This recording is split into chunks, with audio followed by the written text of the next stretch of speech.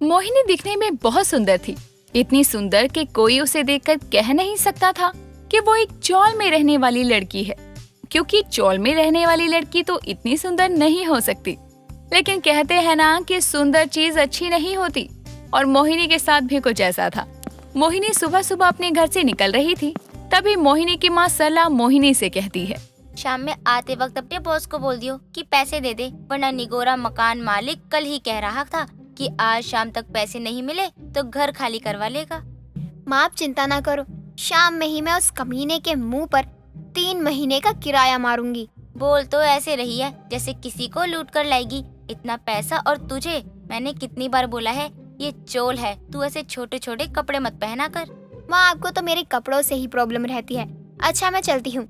अब घर से निकलकर मोहिनी सीधे अपने अड्डे पर जाती है, जहाँ मोहिनी के दोस्त तैयार बैठे थे, और मोहिनी जाते ही अपने दोस्तों से कहती है, बेहोश करने वाली बोतल, रुमाल, चाकू और कट्टा रखना मत भूलिए पप्पू। चल, पहले ही लेट हो गए हैं। आज कुछ भी हो जाए लंबा हाथ मारकर ही लौटेंगे। अब एक बड़ी सी कार में रॉकी, पप्पू और मोहिनी हाईवे पर निकल पड़ते हैं, और मोहिनी को रॉकी हाईवे से पहले ही उतार देता है। और अब शुरू होता है मोहिनी का पहला टारगेट, और मोहिनी बीच हाईवे पर खड़ी होकर उन लोगों से लिफ्ट मांगने लगती है जो कि अकेले कार में होते हैं। अब मोहिनी 2-3 लोगों को रोकती है, लेकिन वो नहीं रुकते। लेकिन एक रेड कलर की कार मोहिनी को देखते ही रुक जाती है, और अपनी कार का शीशा नीचे कर एक लड़का मोहिनी से कहता है, हाय, मैं रोहित, आपका नाम जान सकता हूँ? जी डॉली, दरअसल मेरी कार वो आगे खड़ी है और वो खराब हो गई है। बस आप मुझे कुछ दूरी तक लिफ्ट दे सकते हैं? जी बिल्कुल, आइए बैठिए। अब मोहिनी जैसे ही कार में बैठती है, वैसे ही हाईवे की बाउंड्री के उस पार छुपे पप्पू और रॉकी निकल कर आते हैं और कार में बैठ जाते हैं। रॉकी रोहित के गले पर चाकू रखते हुए कहता है, शराफत से इतना कुछ भी सब निकाल और मोहिनी को दे। देखिए, मुझे जाने दीजिए, मैंने क्या किया है? तेरी गलती नहीं है भाई, गलती तो तेरी नजरों की है। जो सुंदर लड़की देखी नहीं और लिफ्ट देने के बहाने उसे कार में बैठा लिया। अब भुगत। अब रोहित का आईफोन, सोने की अंगूठी, चैन और 20,000 कैश लेकर रोहित को नशीली दवा सुंघाकर बेहोश कर कार में छोड़कर अपनी कार से तीनों निकल जाते हैं, और कार में बैठे तीनों खूब हंसते हैं और अपना अपना हिस्सा बांटकर देर शाम घर पहुंच जाते हैं। और मोहिनी अपनी माँ को 50,000 कैश देती है, और उसकी माँ से अब मोहिनी कहती है, लो माँ ये पैसे, और उस मकान मालिक के मुंह पर पैसे फेंक कर मारो, और उस कमीने को बता देना 3 महीने का एडवांस दिया है, एक बार भी घर के आसपास नजर ना आ जाए। इतने पैसे तू अपने मालिक से ही लाई है ना? ये पैसे सच सच बता। खुद बोलती हो कि पैसे लेकर रही हो, अब जब मैं अपनी सैलरी से पैसे उठाकर आपको दे रही हूँ तो आप मुझसे ही सवाल करे जा रही हो।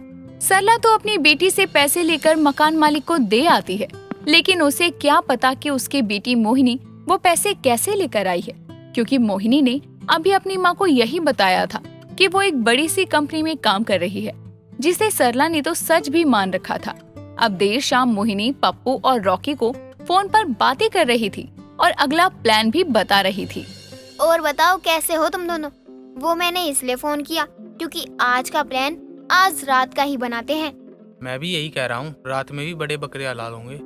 अब मोहिनी अर्जेंट काम कहकर घर से निकल जाती है और अपने गैंग के साथ हाईवे पर पहुंचती है, और वहीं लुका छुपी के साथ कार खराब होने का बहाना देते हुए कई कार गुजर जाने के बाद एक कार वाला बड़ी मुश्किल से रुकता है, और वो मोहिनी को नीचे से ऊपर तक देखता है, और मोहिनी उसके पास आकर कहती है, जी मेरी कार खराब हो गई है, आगे तक लिफ्ट मिल सकती है? अगर मिल जाती तो अच्छा होता, यहाँ मैं बहुत देर से अकेले खड़ी हूँ ना।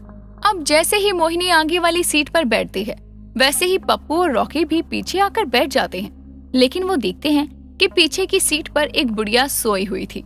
उसे उठाकर उस आदमी के गले पर वो चाकू लगा देते हैं, लेकिन जब मोहिनी उस औरत को देखती है तो वो हैरान रह जाती है, क्योंकि वो उसकी ही पड़ोसन विमला थी, लेकिन मोहिनी ने तो अपना मुंह बांध रखा था।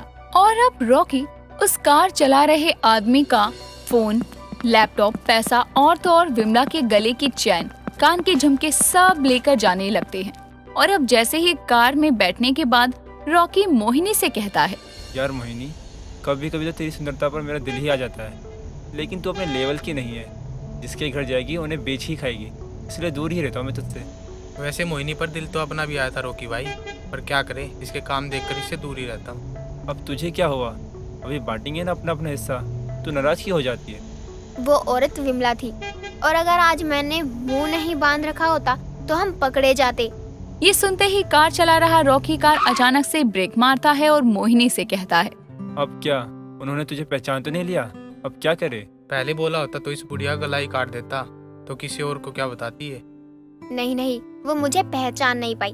वैसे मेरा हिस्सा मेरे बैंक में डलवा देना, सुबह मिलते हैं। अब अगली सुबह मोहिनी सोई होती है, तब भी विमला का उसके घर आना होता है और वो सरला को कहती है, सरला, कल मेरा सारा सामान गहने सब छिन गया। पहले एक लड़की ने कार रुकवाई और मेरे बेटे ने रोक दिया और ये सब हो गया। राम रे राम, कैसा जमाना आ गया है। वैसे कल रात में तेरा बेटा विदेश से लौटा है ना? हाँ, लेकिन तू बुरा ना माने तो तुझे एक बात कहूँ, वो जो लड़की जिसने मेरे बेटे की कार रुकवाई वो मोहिनी की तरह लग रही थी, पर उसने अपने मुंह पर नकाब बांधा हुआ था। वैसे तेरा बेटा भी तड़कपन में अपने बाप पर ही गया है। क्या जरूरत थी गाड़ी रोकने की, और तुझे हर जगह मेरी बेटी ही नजर आती है। हाँ सरला, ये बात तो तू ठीक कह रही है। अच्छा, मैं चलती हूँ, पुलिस कंप्लेन भी तो करवाने जाना है।